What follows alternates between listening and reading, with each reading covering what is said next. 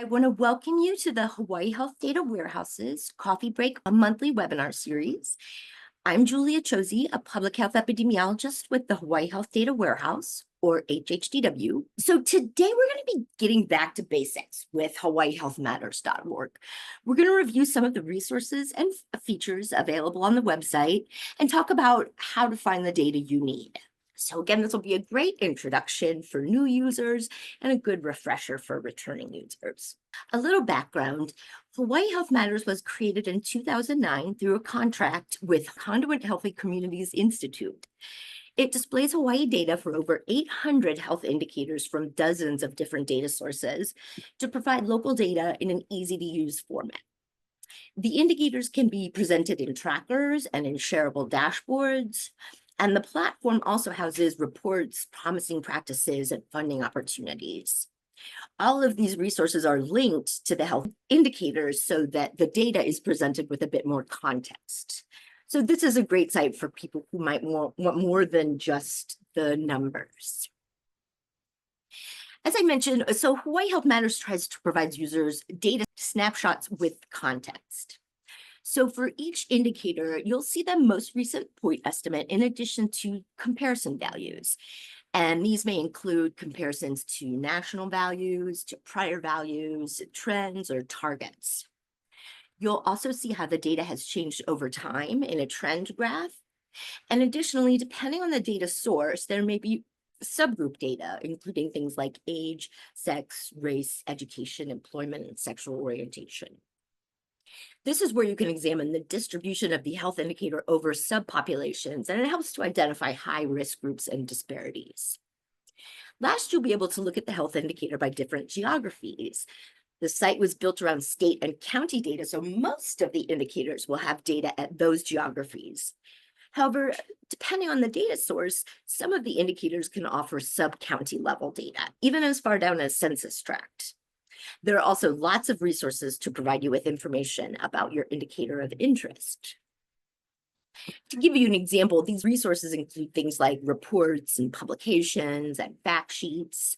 There's also a national database of promising practices and funding opportunities, and of course, links to more in-depth data.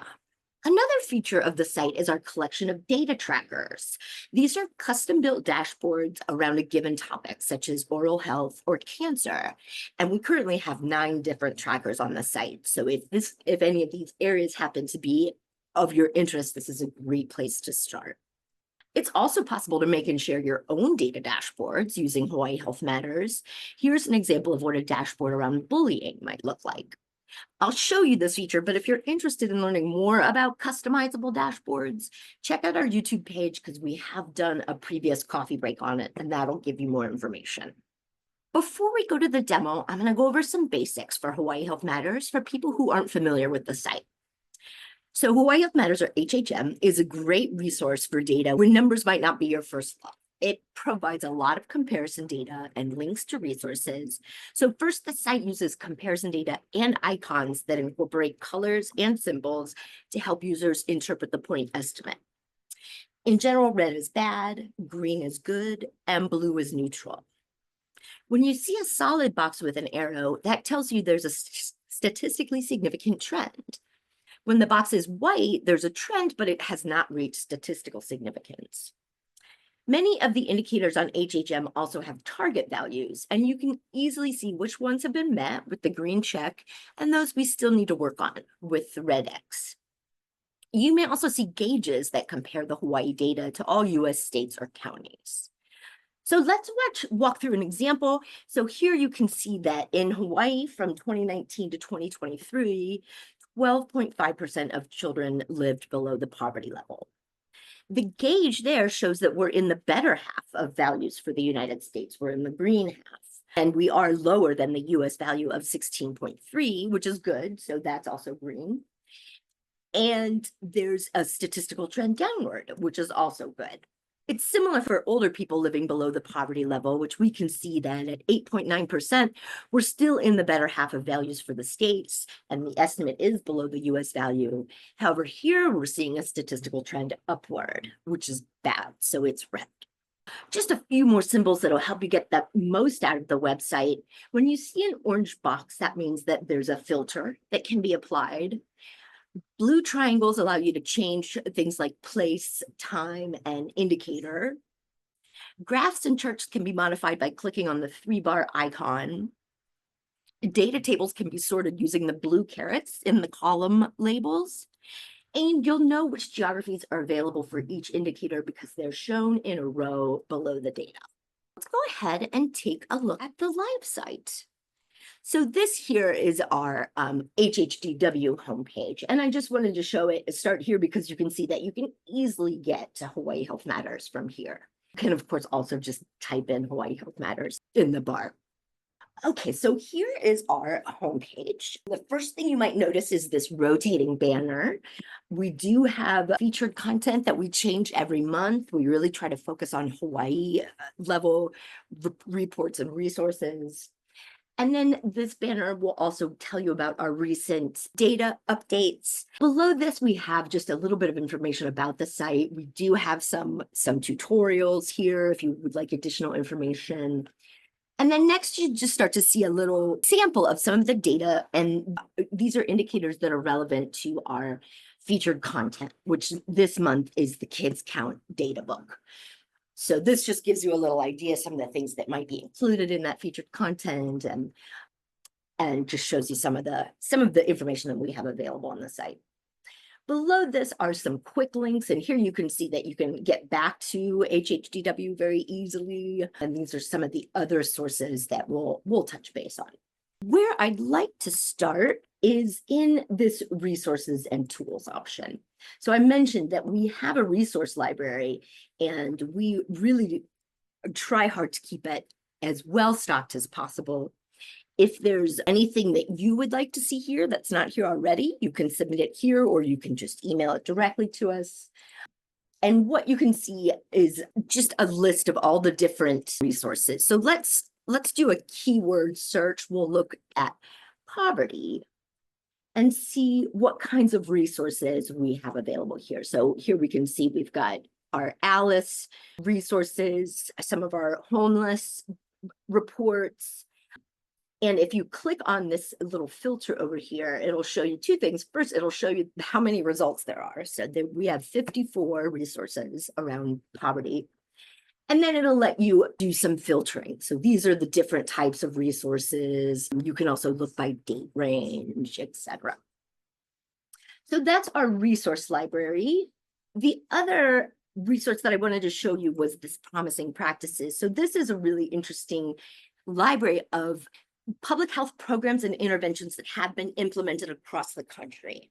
And it gives a little information about how successful they were and contact information for the people who ran it. So again, you can do a keyword search. There's actually 3 levels of promising practices because it is a peer-reviewed process for these promising practices to be included in the database. And if you click on any one of them, you can see the local ones are tagged. It gives you a description, the goal, some of the accomplishments, and then, like I said, contact information or where you can go to get more information about the practice. So I think that's a really helpful tool and very interesting to see what people have been doing. I'm not going to go through, we do have funding opportunities and a few other, there are 211 resources, but I'm not going to go through the rest of those. What I want to show you next are our data trackers. So as I mentioned, these are curated dashboards around a given topic. So you can see these 6 here that we have. And then we also have 3 additional ones that are part of the Healthy Hawaii Strategic Plan. So just to give you an idea of what these look like, we'll take a look at our Healthy Brain Tracker. And here you can see that we've got some information about the tracker, links to other resources that might be helpful.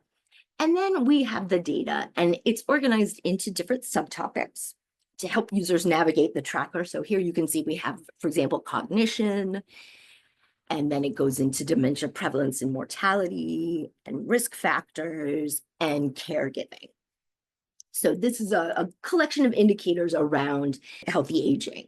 One thing I did want to show you here, you can see that we have one of these orange triangles For all of the trackers, you can filter the information. So say if we were really interested in Maui County, if we click on that, what it's going to do is now show us all of the data that's available for Maui County.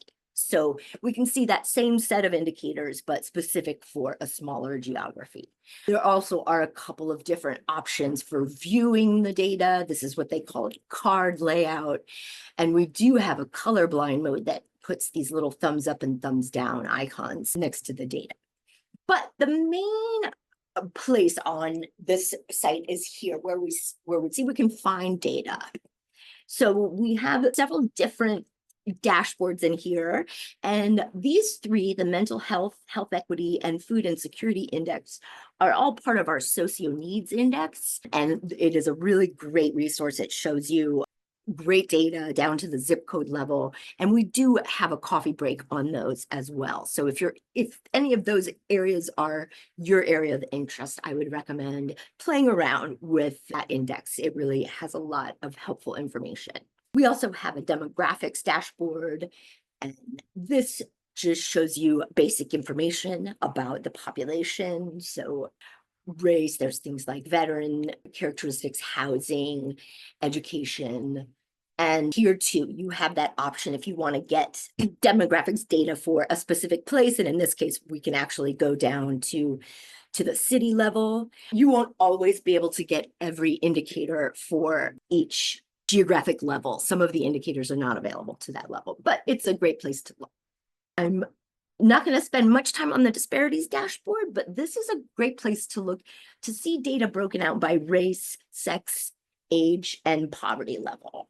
So this is a collection of indicators, and what it will do, it takes a second to load up, but wherever there is data by either sex or grade, race, ethnicity, sexual orientation, it shows you that data broken out. And you'll see that the system does some basic statistics for you. So you'll see where there's a red bar here, it means that that group is doing significantly worse than the state overall. And if you see a green bar, it means the opposite, that that group is doing significantly better. So again, this is a great place to look to identify high-risk groups. But the main part of exploring data is a community dashboard here. So let's take a look at that. This is where you can do keyword searching. You can also search by indicator title, and you can filter by location. So this is also a very helpful tool to see if you were interested in seeing the different geographies that we have available. This will allow you to see them on the map. So here's a census place, which is actually by city, zip code, and census tract, and you can hover over it and it'll give you a little bit more information. So that's if you're interested in looking at different geographies and you want to see what the definition of those geographies are, that's a great place to look. Okay, so below that, we have links to all of our different trackers. We also have a link to a dashboard that shows all of the data on the site, all the different indicators. And this, which will show you the indicator list by location. I want to show you this briefly because this is helpful. If you're interested in, say, data at the zip code level, you can click here and you can see, not which indicators are available at the zip code or census tract or census place level. And if you click on the indicator itself, then it will take you to that indicator. So let's go back and let's do a search on injury. So when you do a search here, it will pull up all of the indicators that are related to your keyword. So you can see these are all indicators around injury, and there's quite a few. Let's take a look at one of these a little more closely. So let's look at the injury death rate. The first thing you'll see is your geography option. So for this indicator, it is available at the state and county level. And we'll just take a look at the state level. Again, these blue triangles are where you can change. So you could go to a specific geography. If you were interested in looking at older data, you could do that here. It's going to, by default, show you the most recent data. Below that is the definition of the indicator. So for our death rates, we use ICD-10 codes, which is what is used to classify cause of death on the death certificate. So in this case, we're looking at any deaths that were coded with these ICD-10 codes, which happens to represent injury. Below that, there's a little information about why it's important. And then we get into the data. So we can see that in Hawaii in 2023, there were 62.3 injury deaths per 100,000 population. Here's our data source, the Hawaii State Department of Health Vital Statistics. And then here's some of those comparison values to kind of give you an idea of what that means. So we're better than the national average, which is 85.3. There was no statistical change from the previous value, which was 58.1. It is trending up and it's a statistical trend, but we have met the Healthy People 2030 target value of 63.1. And you'll notice when I'm hovering over these, this little box pops up. So it gives you a little bit more information to help you understand exactly what you're looking at. There's also, this legend is always available on the left side of the screen. So again, some of those symbols that I showed you and things to help you interpret. If you ever have any questions, you can check that legend. Okay, below our comparison data is where we see our trend data. So here we can see the change in the injury death rate over time. You can see that you can get the actual data values by hovering over the chart. Here's that 3-bar icon. So in this case, you can download this chart as a JPEG or a PDF. You can actually download the underlying data in a CSV file. And there are a few chart options, including adding the confidence intervals. So as we move on, now we're going to be able to see this indicator by subgroup. So in this case, we can see the injury death rate by age, by race, ethnicity, and by sex. And again, you can see here that there are some statistical differences between different groups and the state overall. Below that is where we see our geography. So this indicator is available at the county level as well. And if you click on that, what it will show you is a map and the 4 main counties of the state, and it ranks them in the order of their value. So you can see which county has the highest injury death rate, which would be Maui in this case. Then there's also a data table. And then below that, and with each indicator, this is where you'll see all that, the related resources. So these are all resources related to injury death that can help provide you with additional information. So there's, reports and fact sheets and data resources, etc. That is what an indicator looks like. I want to show you one more. So I figured, let's look at asthma. And here too, again, you can see we have quite a lot of information about respiratory disease and asthma in particular. I wanted to show you adults with current asthma because this is one of those indicators that has a lot of geography available. So again, we're seeing our definition, a little bit of why it's important, our point estimate. So this is from the Behavioral Risk Factor Surveillance System. And in 2023, 9.8% of adults in Hawaii had current asthma.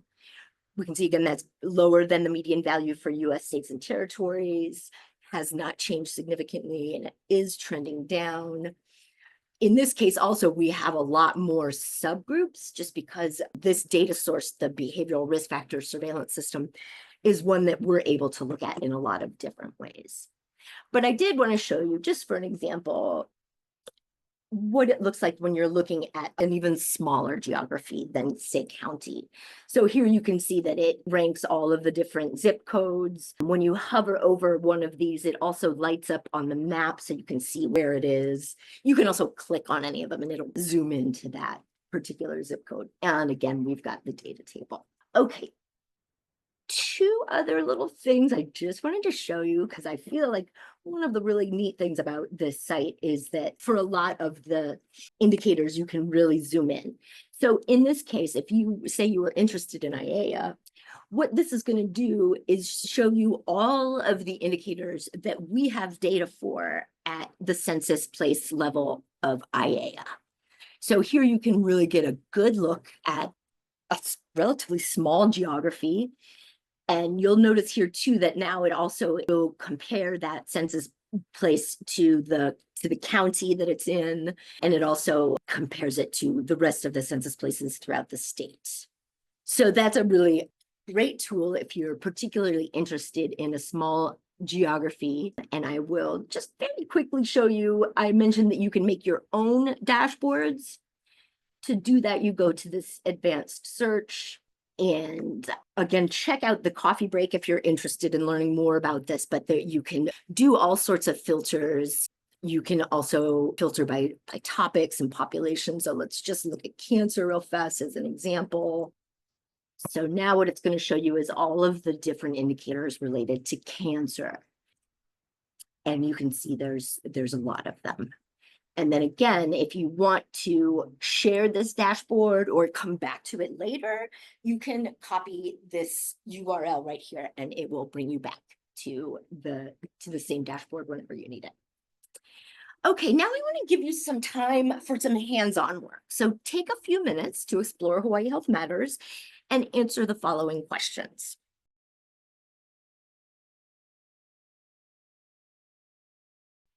Let's go ahead and take a look at the answers. So the first question says, using the socioeconomic status tracker, create a dashboard for the census place Kihei. So let's go ahead and do that. This is asking us to use our data tracker for socioeconomic status, which we see right here. And it was asking us to look at Kihei. So now what we're going to see are all of these indicators for Kihei. And the question asked, what percentage of adults aged 25 plus in Kihei have a high school diploma or higher? So you can see we're right here with that. It's 94.4%. And it asks, how does this compare to Maui County? So it's higher than Maui County. It's higher than the state value, higher than the US value. So, there's some pretty smart people in Kihei. The next question asks, how many resources can you find about stroke? So I would go to our resource library here, reports and publication, and just type in stroke. In order to get that number, you have to click on the filter here. So you can see we have 31 different resources on stroke. And you can see here there's websites, there's plans, there's reports, just a whole collection of information. And then the last question asked, what percentage of adults in the state have been told they have diabetes? So we will go ahead and use our search function. Here's our adults with diabetes, asking about the state. So here we can see in 2023, 11.3% of adults in Hawaii reported having diabetes. And then the second part asked about the highest and lowest zip codes. So again, here we can either use this or we can use the data table. So by default, it sorts from lowest to highest. So this, our 96857, it only has 1.7%. And if we click on it, like I said, it'll zoom right into that zip code. And then we can back out and it looks like it's actually, I believe that's Schofield Barracks. So that kind of makes sense that there would be a very low prevalence of diabetes there. It's very young, physically fit population. Let's reverse the sort order here and now look at 96729. And again, it'll zoom in and we can already see that this is a zip code in Molokai. So there we have our highest percentage, which is 17.4%. Let me put on the answers for you. And I do want to invite you to join us in October for our next coffee break. So on October 7th at 11 a.m., we're going to do a similar webinar to today's, but we're going to focus on hhdw.org. So that's our sister website, and we'll go through the resources and features available on that site. Again, this is a great introduction to hhdw.org if you haven't used it, or a good refresher for returning users. So I want to thank you for joining us today. If you have any questions, please contact us at profiles@hhdw.org. And we look forward to seeing you in October when we will be looking at the features and resources on hhdw.org.